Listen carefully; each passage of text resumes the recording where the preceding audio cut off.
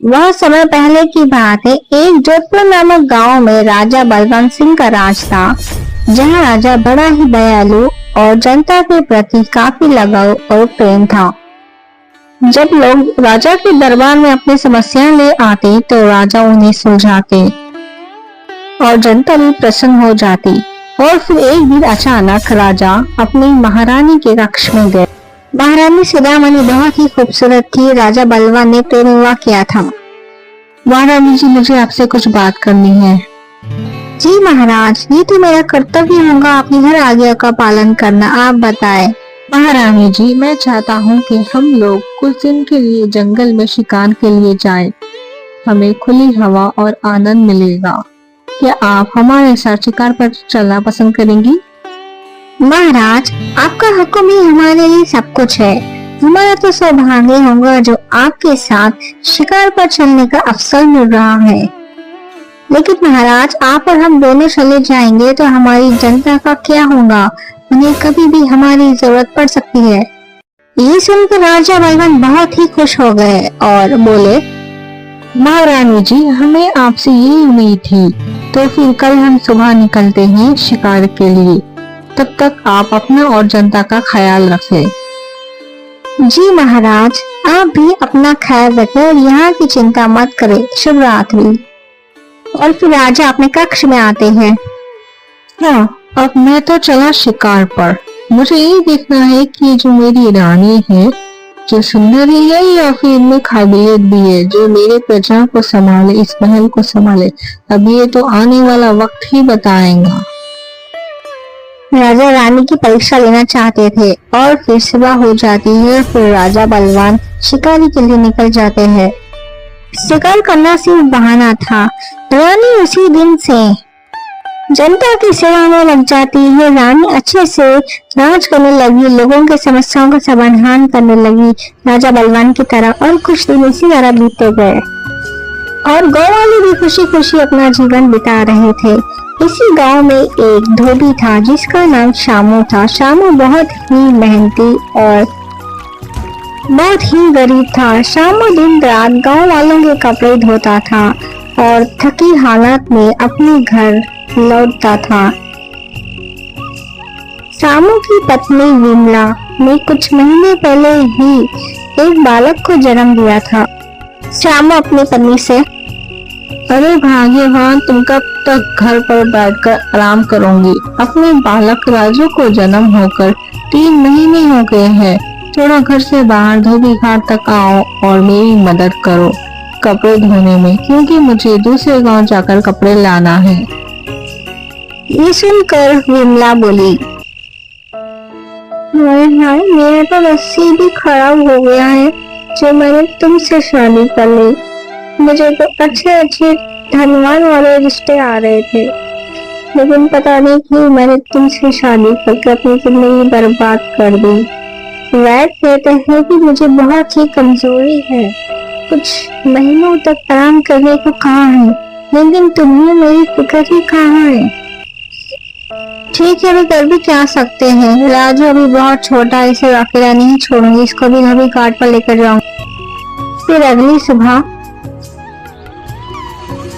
विमला अपने बच्चे को लेकर धोबी घाट के लिए निकलती है। तभी उसे अचानक ख्याल आता है, अरे अगर राजू को धोबी घाट पर ले जाऊंगी तो वो बीमार पड़ जाएगा, क्योंकि नदी का पानी बहुत ही ठंडा है। विमला अपने बच्चे को पेड़ की छांव में रख देती है और अपने काम पर धोबी घाट पर चले जाती है और वहां जाकर कपड़े धोती है। नन्ही सी जान को अकेला पाकर एक महिला ने देखा और बोला, कहीं कितना खूबसूरत बच्चा है। मुझे तो भगवान ने संतान नहीं दिया, अब ये मेरा हो गया। महिला ने इधर उधर देखा और मौका पाकर बच्चे को लेकर भाग रही थी। तभी रास्ते में उसे 2 आदमियों ने देखा और बोला, अरे यार, ये किस तरह अपने बच्चे को लेकर भाग रही? लगता नहीं इसकी माँ है। अरे भैया, हो सकता है बच्चे को तेजी से भूख लगी हो। कुछ समय बीत जाता है। विमला को अपने बच्चे का ख्याल आता है, अरे मेरे बच्चे का तो खाने का वक्त हो गया है। विमला पेड़ के पास आती है और बच्चे को ना पाकर वो बहुत तेजी से रोती है। तभी वहाँ गांव वाले जमा हो जाते हैं।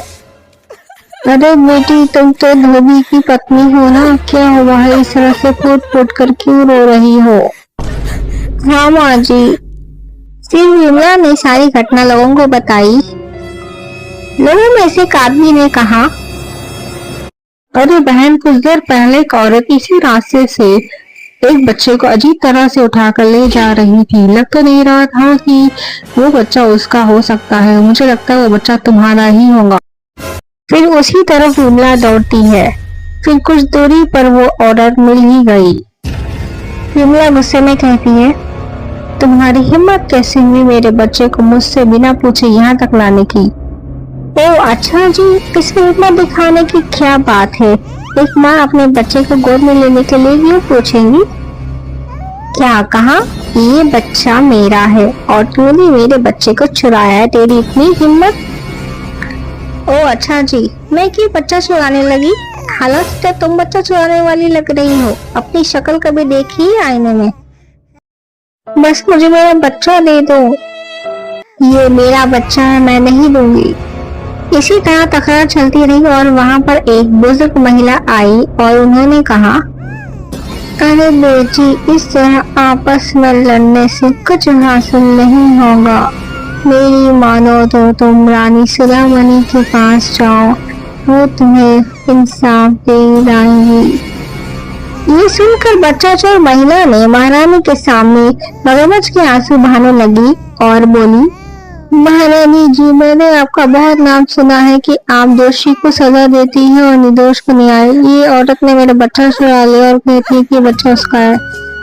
महारानी जी, मेरा नाम विमला है। मैंने 3 महीने पहले ही बालक को जन्म दिया है। हम गरीब लोग हैं। मेरे पति धोबी है। इनका हाथ बढ़ाने के लिए मैं आज अपने बच्चे को लेकर आई। मैंने पेड़ के नीचे अपने बच्चे को रखा था और इस औरत ने मेरे बच्चे को चुरा लिया है और अब बोलती है कि ये बच्चा उसका है। आप ही न्याय दिलाए। नहीं महारानी जी, ये बच्चा मेरा ही है, बल्कि ये औरत झूठ बोल रही है। अच्छा जी, क्या तुम्हारे पास सबूत या गवाह है कि ये बच्चा तुम्हारा ही है? रानी जी, फिलहाल तो मेरे पास ऐसा कुछ नहीं है, लेकिन मैं कह रही हूँ ना कि ये बच्चा मेरा ही है। ये औरत झूठ बोल रही है। हाँ तो विमला, बताओ, क्या तुम्हारे पास कोई सबूत या गवाह है? जी रानी जी, गवाह मेरा पति है, लेकिन वो इस वक्त वो दूसरे गांव में है। दोनों की बातें सुनकर रानी उलझनों में पड़ गई। क्या किया जाए? रानी इंसाफ करना चाहती थी, किसी भी मासूम को सजा देना ये उनका उद्देश्य था। फिर रानी की नजर अपने सेवक पर पड़ती, जो एक माँ है। माँ कभी भी अपने बच्चे को मुश्किल में नहीं देख सकती है और अपने बच्चे की सलामती के लिए एक माँ कुछ भी कर सकती है। इसलिए रानी समझ गई और उन्होंने आज्ञा दिया कि जल्लाद को हाजिर करे।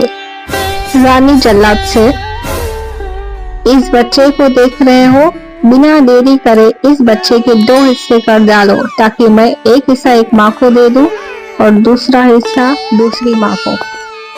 ये सुनकर विमला ने बोला, ऐसा मत कीजिए महारानी, भगवान जी ऐसा मत कीजिए। ऐसा तो मेरा बच्चा मर जाएगा और मैं अपने बच्चे को मरते हुए नहीं देख सकती। एक काम कीजिए, मेरे इस बच्चे को सही सलामत महिला को दे दीजिए, ताकि वो कम से कम बच्चा मेरा जीवित तो रहेगा। ये सुनकर महारानी ने कहा, इंसाफ हो गया, ये बच्चा विमला का है। इस बच्चे को विमला को दे दिया जाए, क्योंकि एक माँ कभी नहीं चाहेगी कि उसका बच्चा अपनी ही आंखों के सामने दम तोड़ दे। मेरे हुक्म का पालन किया जाए। फिर अंत में बच्चा विमला को मिल जाता है और तुम हमारे सामने झूठी दलीलें पेश कर रही थी। अगर मैं चाहूँ ना तो तुम्हारे हाथ चोरी के इल्जाम में कटवा सकती हूँ। मुझे क्षमा कर दीजिए महारानी जी, मैंने ये कदम मजबूरी में उठाया है, क्योंकि मुझे 10 साल से कोई संतान नहीं है, इसलिए मैंने ऐसा किया। माफ कीजिए। हाँ, हम समझ रहे, शायद तुमने ऐसा माँ की ममता में कदम उठाया है, लेकिन ऐसा दोबारा मत करना। फिर अंत में विमला खुशी खुशी अपने बच्चे को अपने घर ले जाती है और वो खुशी से जिंदगी जीती। फिर महाराज महल लौटते हैं और अपनी रानी से मिलते हैं। फिर रानी अपनी सारी बातें उन्हें बताती है और राजा उन्हें बहुत प्रसन्न हो जाते हैं।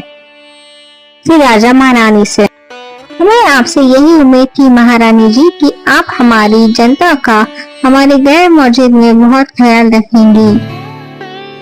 इसी तरह राजा को यकीन हो गया कि उसकी रानी सुंदरता के साथ साथ समझदार और ज्ञानी है।